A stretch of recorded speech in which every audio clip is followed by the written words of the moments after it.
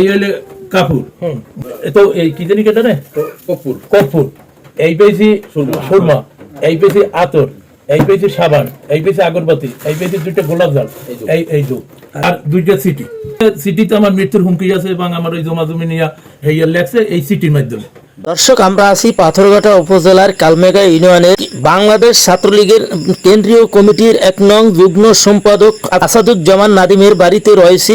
এখানে একটি আশ্চর্যজনক ঘটনা ঘটেছে। সকালবেলা ঘুম থেকে উঠে আসাদুজ্জামান নাদিমের চাচা মোহাম্মদ জালাল আহমেদ যখন মসজিদে যাবেন তখন দরজা খুলেই দেখেন তার দরজার সামনে রয়েছে একটি বড় ধরনের মোচা। সেই মোচা খুলে দেখেন একটু পরে গোসল দিতে যতগুলো সামগ্রী দরকার ততগুলো সামগ্রী এখানে পড়ে রয়েছে। দর্শক, এর সঙ্গে রয়েছে মৃত্যু হুমকি দিয়ে 2টি চিঠি রয়েছে। এ সম্পর্কে আমরা কথা বলবো আসাদুজ্জামান নাদিমের চাচা, তার সঙ্গে আমরা কথা বলে জানবো এখানে কি কি ঘটনা ঘটছে। পাইছি বিসমিল্লাহির রহমানির রহিম। আমার নাম মোহাম্মদ জালাল আহমেদ, 5 নং কালমেঘা ইউনিয়ন, 4 নং ওয়ার্ড। আমার পিতা মৃত্যু সেকেন্দারি হাওলাদার।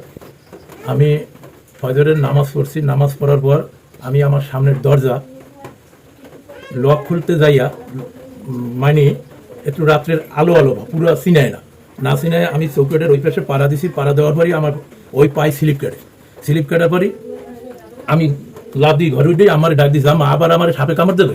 এই কিছুদিন আগে সাপে কাটলে আবার সাপে কাটবে। আমি এই বাতি জ্বালাইয়ে যাই দিই ওই ব্যাগটা।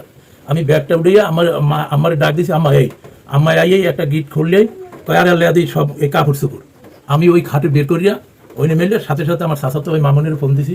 পাইছি আপনার ওই মৃত্যুবরণ যে মুদ্দারে গোসল করতে যে কাপড় লাগে পুরুষের, সেই কাপড় এবং ধূপ পাইছি। এই হলে কাপড় মুদ্দারে, এই পেয়েছি কাপড়, এই পেয়েছি হলে তো এই কি জানি কেটে কর্পূর, এই পেয়েছি সুরমা, এই পেয়েছি আতর, এই পেয়েছি সাবান, এই পেয়েছি আগরবাতি, এই পেয়েছি দুইটা গোলাপ জল, এই দু আর দুইটা সিটিতে আমার মৃত্যুর হুমকি আছে এবং আমার ওই জমা জমি নিয়ে হেয়ার লেগছে এই সিটির মাধ্যমে। এই যে মোবাইল নাম্বার হেমায়, সে আমার মামাতো ভাই, সে ওখানে ব্যবসা করিয়ে খায়, ওখানে দোকান দেয়। তার সাথে আমার সাথে কোনোই ঝামেলা নেই এবং তার লাগে আমার ভালো মানুষ, দোকানপাট দিয়ে খায়, নিজের ব্যবসা নিজে করিয়ে খায় এবং কেউ সাথে সে জয়জামেলা নেই। আর আমি দেখি না তার সাথে আমার লাগে জয়জামেলা। এখানে দুইটা নাম, এখানে দুইটা মানে একটা দেলোয়ার মাল, এই মাল তার মোবাইল নাম্বার না, তার সাথে আমার লাগে। আমার এই পাড়াপট্টি হিসেবে না, আমি এই কালমাগি নয়, আমার সাথে কেউ লাগে ঝইঝামেলা বা সিরিয়াসলি সত্যি আমি দেখি না। হ্যাঁ, আমি ওই জানাইছি, আমার ওই ভাই বেটাদের জানাইছি, আমার বাতিদের জানাইছি।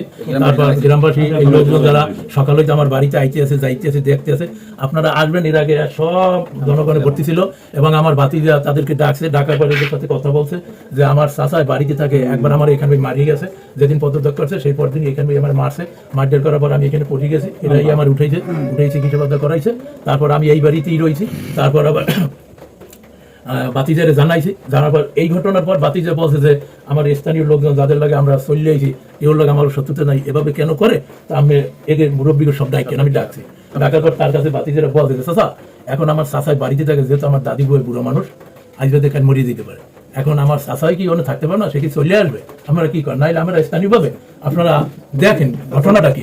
মানে আমার মনে হয় বাতিজা থানায় জানাইছে, কারণ থানা থেকে এখানে আসার কথা। এরা ভালো ছিল। এরা এলাকায় যে আমাদের যারা বিএনপি ছিল বা অন্যান্য দল ছিল তাদের সাথে সবার সমানভাবে কাজ করছে। তারা কাউকে কোনো লাঠি ছোড়া দিয়ে মারে নাই, কিছু করে নাই, এ ধরনের কোনো তাদের রেকর্ড নাই। হয়তো তারা আওয়ামী লীগ করছে, আমরাও পাশে বিএনপি করছি, কিন্তু আমাদের সাথে তো কোনো দ্বন্দ্ব তাদের ছিল না। ঠিক আছে। আজকে সকালে আমি মানুষের কাছে শুনি যে ছোটো ভাইয়ের ওইনে আপনার ওই দাফনের কাপড় থয়ে গেছে। আমি দৌড়ে আসছি, আসার পর ছোটো ভাই আরও লোকজন দেখে রাখে, কারণ আমার দেখাইছে, দেখো এইগুলো আমার থয়ে গেছে আজকের এইখানে। তারপর ওই চিঠি দেখাইছে, আমার নাম্বারও আর ওই আমার নামও দেখাইছে। এখন আমি এটা থয়ে গেছি না, জেরটা হে ভালো বোঝে। ঠিক আছে।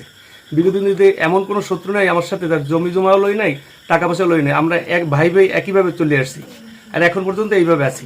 আমার শোনেন, আমার দোকানে ওয়ালে আমার মোবাইল নাম্বার আছে, হয়তো একজন নিয়ে দিতেই পারে বা এলাকায় বহুত মানুষ জানে আমার ওয়ালে তো নাম্বার। হ্যাঁ, আমার শত্রু আছে, তারাও আপনার ফাঁসাইতে পারে। হ্যাঁ, ফাঁসাইতে পারে।